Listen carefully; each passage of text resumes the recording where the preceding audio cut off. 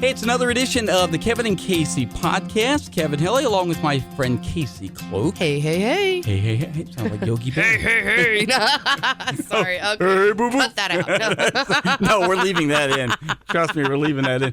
Hey, I was in Jefferson City a couple of weeks back, and I went to a place I'd never been to before, Jack in the Box. You have never been to Jack in the Box? Are you kidding me? I know. Okay, now the next question is, Yes. Did you have a taco? No, I got a burger. Oh, you got to try their tacos. Yeah, They're so not good for you. They're deep fried and just amazing. Well, see, and I didn't know what they're known for. Okay. Well, everything. Their menu is like, I stand there for 20 minutes trying to figure out if I want to try something new, and then I still end up with a taco. Well, see, and they were really good. I mean, I liked it. I liked it. Oh, yeah. But I got to thinking, there are so many places, like famous chain restaurants, sure. Yeah. national, whatever, that people have never been to. That's true. Like, where have you never been to that you know about? Oh, places? gosh. See, I grew You've up been to Olive Garden. I grew up in St. Louis. Yeah, oh, yeah. So, Olive okay. Garden. Yeah, All so I those had a lot. chains. But I tell you what, there's a lot of chains like that I will mention, especially like from St. Louis. If I mention Lion's Choice, some people have no idea what I'm talking about. I know what Lion's Choice is, and actually they opened one in Columbia a number of years back. I have so to drive up there. Yeah. I know my closest one is Sullivan. So. Well, there you go. And that's one thing. Anybody in our family, if you're headed to St. Louis, you get. We try not to tell our family we're going because you end up with this huge shopping list of places you have to stop and bring back. Right. One including White Castle. When you go, bring me this and this and this. Right. Yeah. Here's another one for you. I've never been to Chipotle. I get that because we just tried Chipotle last year while we were in Kansas City. It's amazing. Is it really? I love it. I do. And in fact, every time I'm in Jeff City now, I'm torn between Jack in the Box, Popeye's Chicken, or Chipotle. I love their jingles. I love Popeyes. My wife likes Popeyes. Oh, yes. She discovered we do it too. a couple of years back. They're amazing. But here's the thing with Chipotle, because I'm not really into Mexican food. Well, they've got, the neat thing, they've got bowls, or you can make burritos. Their rice, it's like a cilantro lime rice. Oh my gosh, it's so good. And you get to pick what you put in it. I mean, it's kind of like a Subway, but for burritos. For really, yeah. You just kind of point and they. Hey, senor, it's Mexican Subway. That's what it is. But I will say, my husband's really picky too on Mexican especially, but he likes it too. He does. It's a stop. I've seen the pictures on TV and everything, or advertisements, or whatever, and I look at it and I go, that looks really good. Like a bowl of whatever it was. I go, that looks really good. You'll have to try it next time you're up in Jeff City. I will have to. That's the closest one from here. Chipotle, yeah. But I mean, so what else? What other restaurants can you think that you've never been? Have you ever been to? Okay, here's another one for me. Texas Roadhouse. Oh, yes. The steaks. Oh, right. Man. I hear that's really loud in there, too. It's really good. Is it loud? I don't remember it being loud, but we've always, I've gone, it's been years since I've been, and it's always been on a weekday or something. And so, no, it's not. Waffle House is loud. Oh, I love Waffle House. Yeah, me too. My gosh, you're making me hungry. I know all this talk of. I'm trying to think of what I haven't tried. Oh, that's the thing. If it's in St. Louis, I'm most likely You've probably tried seen it. them all. Yeah. Where have you Red never been? Robin. Red Robin. Yum. Yeah, it's yum. They're really good. I like my daughter and I know the commercial, and she always says, "Mom, let's go." I'm like, I don't even know where there's a Red Robin. Terrific burgers. Okay. Well, see, and you know what brought this whole thing up actually originally? Like I told you about Jack in the Box, but I also saw this guy in England who decided that I don't know once a day or once a week or whatever he was going to visit a brand new place that he had never been to before. Fun. I like that. What a nice. Yeah, task. That does sound like a fun idea. Yeah. I mean, we've got quite the ample choices here at the lake. I think we do. Not yeah, necessarily just chains, but think of all the different water restaurants, right? Other restaurants, even on the highways. And there's lots. A friend of mine in New Jersey, and you got to remember, right in the outskirts of New York, had taken another radio job in Kansas City. He was off, and he said that when they were pitching it to him. They said, well, you won't believe it. You come to Kansas City, it would take you a year to go to every restaurant here. And he said to them, okay, that's not really a sales pitch to me because I'm coming from New York, remember, where you could never go to every restaurant there. So you need to come up with something else. But the barbecue, that's how they should have sold them. Barbecue, the barbecue. See, if you're a fan of barbecue, known for the barbecue. But what restaurants, national or otherwise, chains, whatever, have you never been to? Give us a call, 856-318-9797. 9873. That's the Kevin and Casey podcast hotline.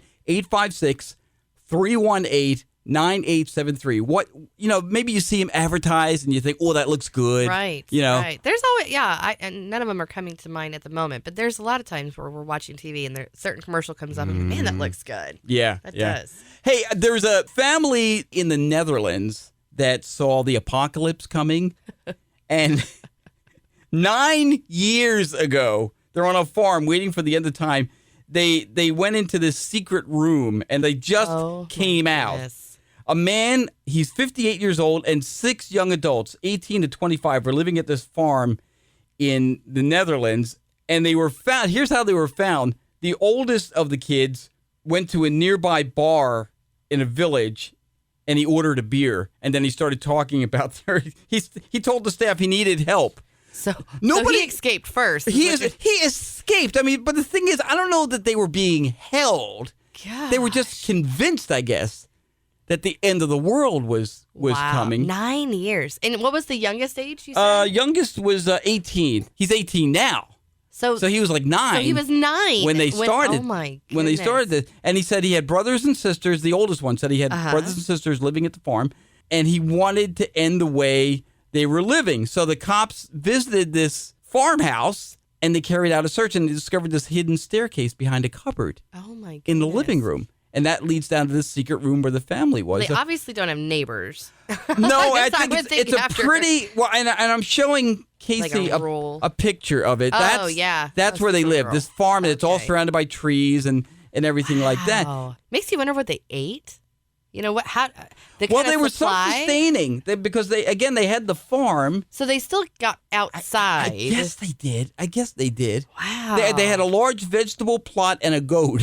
Okay. How old was the goat? Oh man, yeah. The goat's like, I'm exhausted. So what triggered the escape? Okay, the goat died. We're done. Let's get out. What kind of apocalypse were they waiting for? No kidding. Because what was it 9 years ago? It was 2000. It'd be 2009. No. No, 2009. 2010. It's 2000. Maybe remember 2012? The Mayan thing was supposed to happen. Remember that? Maybe that's what they were waiting for. Oh, that's interesting. Or an asteroid. Sad. I feel bad for the younger one. Well, especially the 18-year-old. I know. Just think of everything they missed. Maybe it's not a bad thing, though. Maybe. But they're just going to be so far behind. They missed the NSYNC reunion. They're going to say Donald Trump is president? I know. Can you imagine? Can you imagine if you were away? The Apprentice to and president. Somebody comes out of the okay. So who's president? Donald Trump. Donald Trump. Right. You mean the real estate guy? Yeah, he's got a TV show. What? Isn't that? Yeah, he's got a TV show, The Apprentice. What was it in Back to the Future? Oh, yeah. Remember, yes. He goes, who's president? He goes, Ronald Reagan. He goes, the actor? Yeah, right. Who's vice president? Milton Berle? Gosh, think of everything they missed. That's interesting. Wouldn't it be crazy if they all came out together and everybody knew they were going to be coming out and we all dressed in like monkey suits? Oh, that's horrible. Or zombies. Zombies. Oh, the fun. It was the zombie apocalypse. The fun you could have with that. Oh, hey, that's Halloween. You know what I'm saying? You know what? Yeah. So speaking of Halloween, it's coming up. Next week? I can't believe it's already almost here. Depending on when you're listening to this. That's true. That's true. Yeah, Lexi, so we do themes. Our family does themed costumes and try to tie it together. Last year we were superheroes, and this year I let Lexi pick, and we are the Addams Family. So this will be are you pretty Morticia? fun. I'm Morticia. Oh, nice. However, Charlie, he is definitely not a Gomez. And he's Cousin It. He's Uncle Fester. Uncle Fester. Does he have a light bulb? We will have a light bulb. Got to put a light bulb in his mouth. We'll have a light bulb. Because Uncle Fester could light up a light bulb. That's right. In his That's mouth. what we'll have to figure out. Right. Maybe I'll buy one of those battery-operated LED ones where you make it look like it lights up and everything. But Halloween, Halloween's one of my favorite holidays. It is. But I tell you what, it's so different now, and especially here at the lake, than, again, growing up in St. Louis. Yeah. Trick-or-treating alone is so different. Growing up in St. Louis, you had to work for your candy. Did you go door to door? You would go door to door, but you would actually also have to tell a joke or perform a skit. Oh, man, nobody told me. We loved it. I'm just opening my bag, dude. We would train for weeks before Halloween on memorizing funny jokes and doing, and like I said, skits. I mean, my girlfriends and I, we used to go each door and sing a song. I mean, but you had to work for it. Okay. You did. If you came to my door, Casey, I'd be like, a kid that's very entertaining, but you got a line of kids behind you here. Exactly. Okay? Come on, move it along. Come move on. it along. I'm running out of Snickers Well, here. that was my first Halloween here at the lake. Some girlfriends of mine, they had an apartment right there in town. Right. So I was coming over to help with the trick or treaters. So excited. So the doorbell rings. I'm like, oh, I'll get it. I get the first one. I open the door. The kid's there, trick or treat. I was like, all right, let's hear it. And they're looking at me, and the parents are looking at me. I was like, all right, you got a joke? What are you going to do? And my friends are asking me, what in the world are you talking about? I was like, you don't have to work for your candy around here? Oh, no. But in St. Louis, they still do it. They do. You have to earn it. Last Halloween, my grandson, who is just short of 2 years old now, his mom dressed him up as a biker. Oh, how fun. And he had like a scar, and like a Did vest. he have the onesie with the sleeve tattoos? Yeah, I saw that That's whole so thing. cute. But Yeah. he had like an eye patch, but he looked very cute. Sure. So we're on the Bangor Dam Strip, and we're going around. Well, people are looking at him and going, "Oh, what a cute pirate!" Because it was the patch. and enough they're looking people, at it as the patch. enough people said that she was fine. Like, fine, he can be It's a a pirate. I don't care, whatever. As long as he's getting candy, I love it. I don't really care. We used, when we would go door to door, and did your mom do this? Look at all the candy once you got it home. Yes, and And they then- said it was for our safety. Yeah, I know better now. Now, as a parent, I do the same My thing. mom was going for the almond joy. Oh, yeah. so, yep. Same with my mom liked the Mounds. She didn't like Mounds, yeah. But that's that and the Reese's peanut butter. Oh, you won't like that. You won't like that. And Right, take it right. all and Yeah, it's all for your safety. That's right. Sure. Uh-huh. Yeah, no, that's like 75% of parents do that. Oh, they I'm said. sure. I'm sure. They root through the candy for themselves. Hey, we did the work. You're getting the candy. That's exactly right. You Come buy the on. costume, you get them all Right. dressed and ready. That's your commission. You know what I used to hate when you knock on the door and you go trick or treat, and the people they go, "Oh, how cute! What a nice, whatever Frankenstein," and then they go, "Let's see, who is this?" Like, especially if they think, and they look. I was like, "Oh, it's Kevin. Hi." Like, you're not supposed to know. No, leave me alone. I'm in disguise. Hello. Give me the candy and let me go. Give me candy. That's right. Give me candy. Oh. Speaking of Halloween, this is kind of creepy. I was reading about this guy who was given a ventriloquist doll. The dummy's name is Mr. Fritz. Mr. Fritz. He's okay. convinced that this ventriloquist doll is haunted.